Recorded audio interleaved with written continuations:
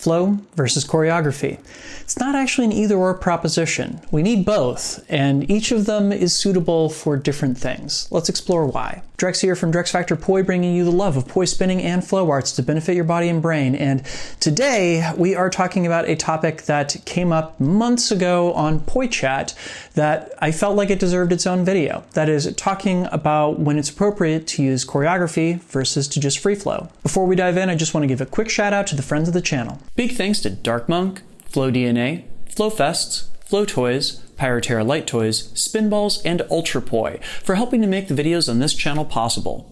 You can learn more about all of these awesome companies and the work that they're doing to support flow artists like yourself by checking out the links that I've got down in the description of this video. So this is going to be one of those topics that is going to be kind of a Rorschach test where everybody's going to see a particular thing that they think is important reflected in it, and that is a particular point that they are going to be well advocating for. And it's also one of those cases where I very frequently think that it behooves us to kind of see things from the other side, because sometimes that can tell us a lot about the things that we've opened ourselves up to and the things that we've closed ourselves off to. So first up, I should probably define what I'm referring to by flow versus choreography and why that is a debate. Basically, we are talking about modalities for performance, whether it be performances for other flow artists or for the general public.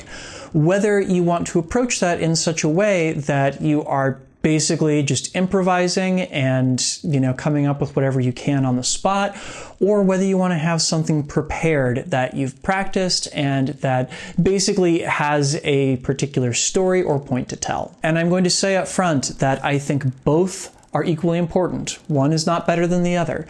And in looking at their different uses and how we can apply them to different modalities of performance and everything, I think it's going to tell us a lot about what we're capable of doing with the prop. So given that we do something called the flow arts, it probably shouldn't come as any surprise that there are quite a lot of performers out there that approach their performances by simply flowing it out. And when we talk about flow in this context, I think what the intention of the performer really is they're looking for that moment where there is no gap between inspiration and action. Basically, they're in a place where they're more or less just producing instantly. They're not thinking too terribly hard about what they're doing. They're just inhabiting that space, a flow space for the audience. So there are two myths that I would kind of like to break through in the course of this discussion. The first we've already kind of touched on, and that is that flow/improvisation has no discipline associated with it. And the second, quite frankly, is that choreography has no flow associated with it. So how can flow be a disciplined approach to performing for people? You can do quite a bit of prep to be able to find ways of inhabiting the energy of the room and everything. This is something that I actually traditionally was quite a skeptic of, and I will totally admit there are people that I've encountered in my flow journey who would talk about performance in a flow state that I would kind of think in the back of my head is just like, oh, well, then your performance isn't going to be very good, is it? And then in these past few years, I've actually put quite a lot of effort into learning how to inhabit a flow state myself. And I will tell you, there is absolutely discipline associated with that. Like, seriously, to be able to drop into a place where you can produce something that looks beautiful and is going to work off of the energy of your audience, that takes practice. That takes a lot of work. And, it should also be said that without the ability to go into rigid choreography in order to do that and everything, there's kind of an added level of challenge there. And I have a lot of respect now for people that are able to do that. And let's also call a spade, because there's a lot of performance situations in which it's kind of a waste of time to have choreography. Say you're doing roving performance or what have you, your job is just to be a background performer like music. And it's a waste of your time to write something for that, I'm sorry. And on the other side of this coin, the first time I ever experienced a flow state, I was playing music. Not just playing music, but playing a song. I have found that the more you rehearse a particular thing that's got structure to it and everything, whether it be choreography, music, what have you, a speech, the more you're going to be able to find the spaces in it that you can inhabit. The more you're going to be able to find that there's a lot that lives in between the sentences that you're saying. You can find the emphasis between certain words. You can change your cadence. You know, when it comes to choreography, you can pull out specific elements of it. You can add tension in places where you didn't know you could do so before. You can absolutely find flow in something that's got a lot of structure to it. Again, it takes time and practice to get there. Okay, so when is it appropriate to flow versus when is it appropriate to write choreography? Well, first and foremost, that is a question that is up to you yourself to answer based upon whatever performance you happen to be delivering. But in my own mind, these are the criteria that I go with. So number one, am I going to be the center of attention? That is, am I going to be on a stage? Are there going to be a lot of people that are specifically watching me? Or am I meant to be in the background? If it's the former, I usually find that choreography is the better way to go. If for no other reason than, again, it gives you something that's a known quantity that you can pour yourself into right off the bat and not have to stress as much about having somewhere to go when you start performing for your audience. It's also, again, one of those things that, you know, if you are not the center of attention, if you are kind of a background performer or what have you, any choreography that you write is gonna kind of A, be lost on your audience, and B, it might actually be counterproductive for what you're trying to do. If you're just meant to be ambiance there, it's your job not to stick out. It's your job not to be too distracting or attract too much attention. And quite frankly, like free flow, especially if it's something that you are maybe not in a place where you can charge in and really grab the audience's attention with it and everything, that's a really good fit for that role. Number two, who's my audience? If your audience are people that are not flow artists, then chances are the places that you inhabit when you go into flow might be something that they don't necessarily appreciate as much as other flow artists would. Again, in those cases, I think that choreography can be really helpful because you'll know that you have some things that you can pull out of your back pocket that are probably going to impress your audience. And if you have an audience full of flow artists, you know, number one, they're going to be looking for the things that are going to grab them specifically as artists. And also, too, if you find really incredible moments of flow, they're the ones that are going to be more likely to appreciate it. And finally, is this something like a formal video shoot, or is it something that you're just doing for fun? If you are on a set where you are expected to show up as a professional to entertain people, probably want to lean heavier on the choreography side of things. A, because it's going to ensure that you have something that you can repeat for multiple takes. It's also going to be one of those things that whomever is directing the shoot and everything is going to have some options to work with in terms of telling you where they want you to start and where they want you to stop.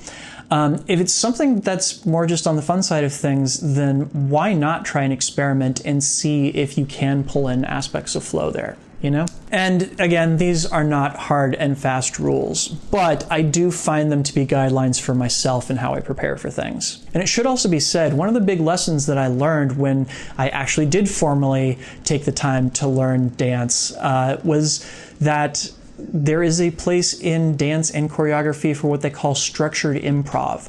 That is, you have a certain number of rules that you have to follow, but within the context of those rules, anything goes. And this can lead to experiences that have elements both of that structure that can help keep you safe on stage in terms of the audience's expectations, as well as being able to find something new and organic every time that you do it. You know, structured improvisation has been a really big part of almost every choreography project that I can think of that I have done over the course of the past few years and everything.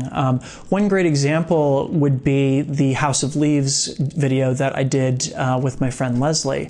You know, there are segments of that video specifically the ones where the dynamics of the song kind of drop for a moment before we hit the next beat drop or what have you, that are completely structured improvisation, that basically we knew that we had to try and stay in a place where we were doing particular kinds of shapes and moving around each other and everything. But beyond that, it was whatever we found in the moment and how much, contact we wanted to find with each other in the moment versus how much separation we wanted to find. And to the great chagrin of the editor on that video project, it frequently meant that it was difficult cutting back and forth between different takes on that, but that was a performance choice that we made. Another great example of ways that this can manifest, the flow videos that I've been doing for Ultrapoi every month.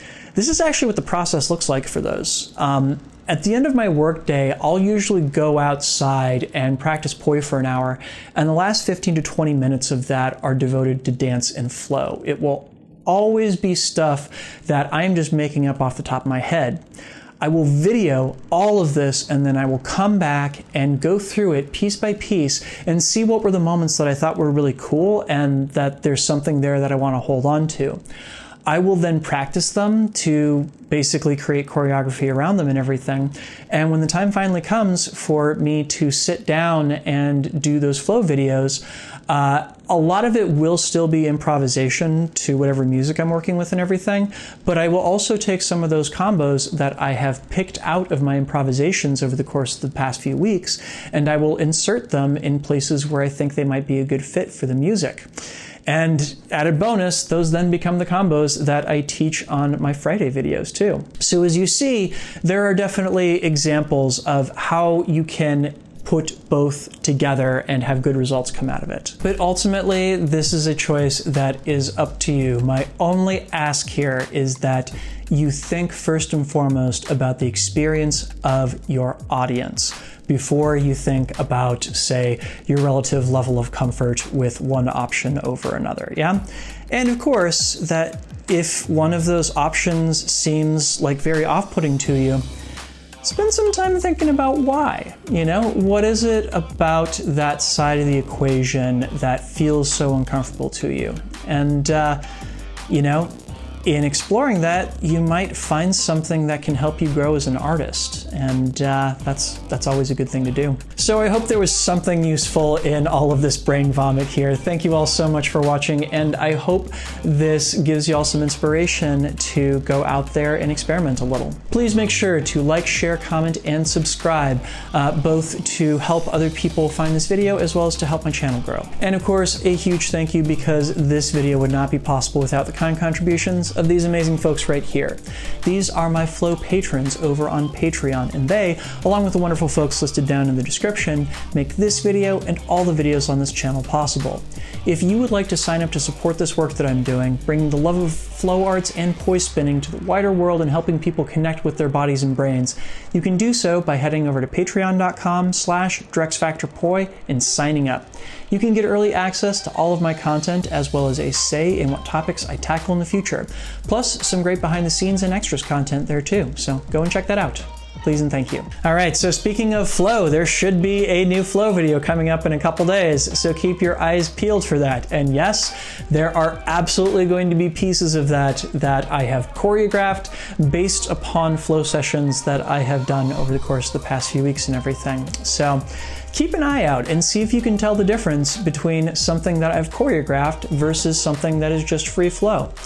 And also a great tip, my patrons will get access to alternate takes of all of my flow videos. So if you're up for it, you can sign up for my Patreon, check out those alternate takes, and see where I've decided to drop those combos in one take versus another and what the impact of that is. It's pretty cool to check out, so you should go do that. Have yourselves a great day, and make sure you get out today and get in some flow. Peace.